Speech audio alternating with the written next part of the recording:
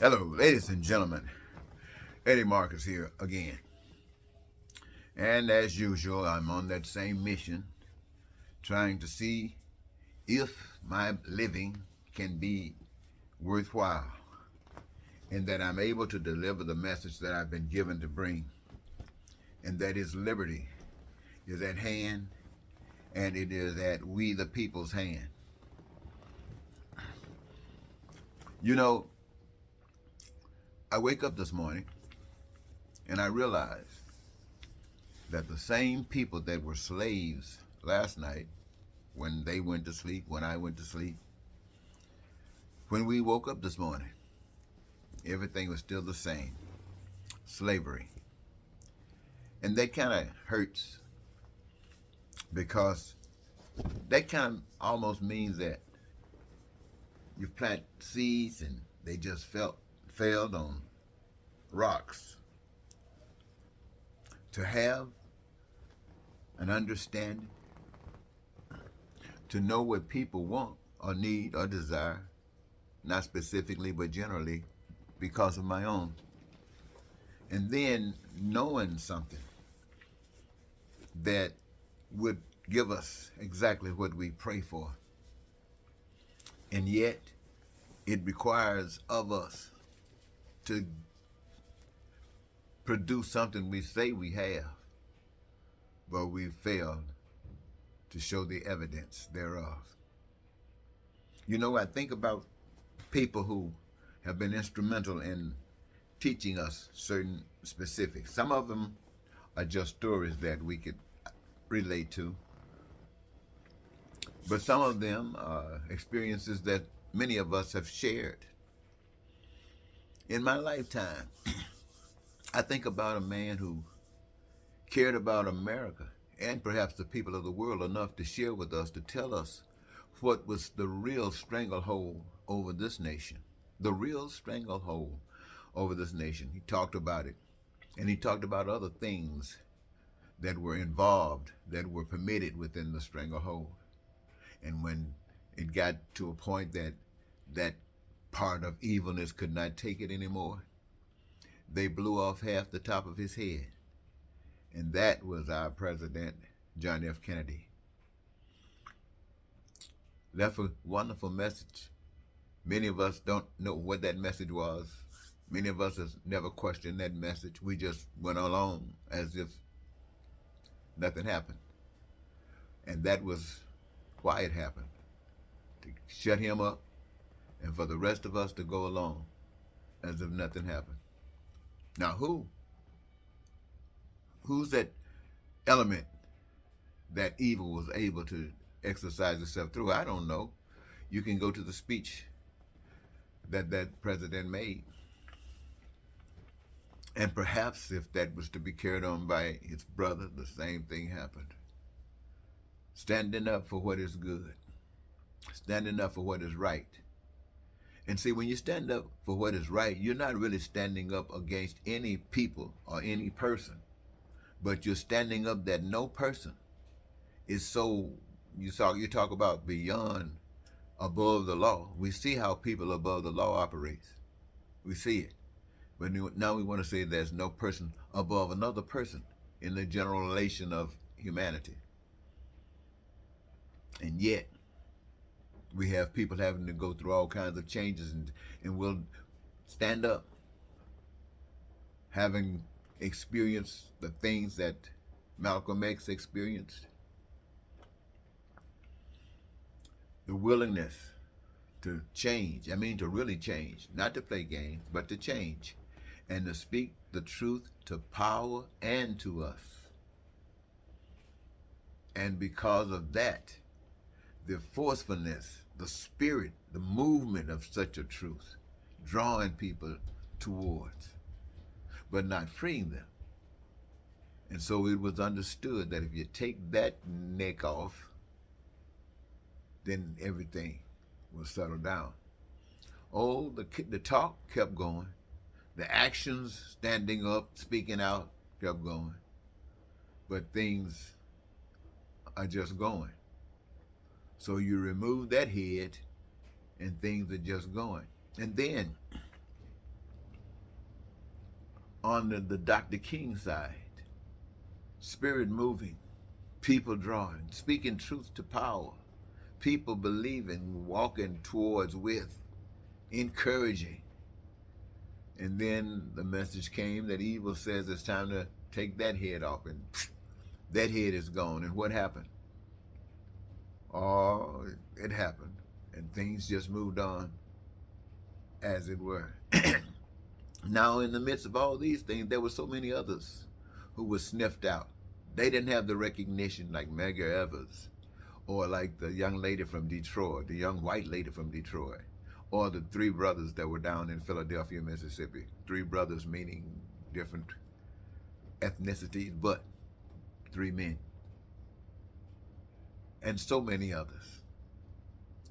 Evil standing up. And so when someone comes and tell you that, hey, it's bigger than all of the things that we focus, the little stuff, we got our little pick, we don't like this, and we like this, we contribute to this charity, we don't do anything to that charity, we don't like it, we're still a divided people. And that's what the message wants you to know, is that we're still a divided people until we can say, if it's good for me, it's good for all. If it's good that I live, then it's good that all people live. If it's good that I live satisfied, then it's good that all people live satisfied. What it takes to make me satisfied, should, if available to me, should be accessible to me, and the same to in and everybody else. And that includes, but not limited to, food and clothing and shelter and education and healthcare and transportation and all of the things that are a product of man's imagination and putting their hands to the cause of manifestation thereof. It should be. And you can't beat that. You can't beat that. That's a message that everybody wins except a bully. Everybody wins except evil. Everybody wins except hate. And they, my friends, will stand up in all kinds of forms and all kinds of fashion and do everything to destroy that kind of life, that heavenly life, that expression of a true God that now can be seen. And so this is why we walk the way we walk. This amount they have allowed, permitted to happen. And now what you see happening in America is that they're trying to, my friends, take back that which you have been allowed to pretend that you have. As if they are doing the same in Ukraine when Russia comes over and just want to destroy everybody and take control of everything. That's evil. That's the way evil flows. And we are people who pick up their bags and run from city to city, from town to town, from nation to nation, crossing borders and stuff. We're running from the devil. But we're running to who we think is our rescue. But it's not. They're just a lesser devil. And what is required to stop any is truth. When I mean truth, I'm talking about knowing the truth and standing up. The truth means, ladies and gentlemen, that you are not vulnerable. You are made magnificent. Your spirit gives you life. But it must be the true spirit if you want to really live. I mean, the true spirit is the spirit of love. It can turn around and look back in the world and know that the world can hate it, but it has no hate generated to anyone. All you can see is that you can eye upon. Being satisfied in life, it has nothing to do with lying and cheating and stealing and killing and terror and war, any of those things. So when I come to you, ladies and gentlemen, and I tell you, I think about these people who gave their lives. I think about the people who I just mentioned who are going to work every day, nothing but slaves, knowing that they're going to die, but don't want to die. And yet they are hoping that when they do die, this thing that I just got through talking about that they can have today, they are hoping that they get a chance to access it tomorrow after they're gone. But my message is the key to death is the beginning of understanding of life. If you can master death, you're not worried about life. Who can keep you in bondage? You walk according to your dictate, and if you're walking according to the dictates of the truth, you will be maintained for a while. For sure, you're guaranteed for a while. And then, my friends, when you think about euthanasia, I mentioned that a little bit, because it's about the time when you have gotten to the point where you've been poisoned and made a certain age. Now you got cancer, this and the diabetes, and you got this, and you just all helpless and can't do anything, and you're a burden to everybody, and you really don't want to be. But you in the past have been commanded that you stay here, just stay here. For what reason? I have no idea. But now your things have changed, and you can take a cocktail, baby, and be out of here in no time. I think about the time Michael Jackson passed. Everybody's trying to say, or many people, should I say, was trying to say a cold concoction of things about Michael Jackson. Nobody knows whether it was true or not. Michael said it wasn't. And to go to bed at one night, induced sleep, probably feeling really good, and don't ever have to wake up again to any of this hell. Don't have to wake up again to all the stuff that he had imagined achieving, even trying to look right. All of it was at him. Everything was talking about the way he looked, talking about what he was doing, and all he wanted to do was to live and be accepted. And now he can go to sleep and never have to show his face on this hellish place again. What a trick on the world. He's out of here in style. Woo! Now, that was a different path that Michael Jackson walked. It was different than Malcolm and Martin. And this will be different than the path that you walk, different than the path that I walk. But we'll know when we're on the path, when we're excited about what we're doing, and we're not willing to bend a knee again, because we bow to God. God is our protector, and God is what we represent. And so I tell you again, ladies and gentlemen, as spokesman and advocate for basic human rights for all people, you the people got the power to stand up and tell whatever Dr. King was fighting against, whatever Malcolm was fighting against, and whatever President Kennedy was warning us against, we can stand up and say no more.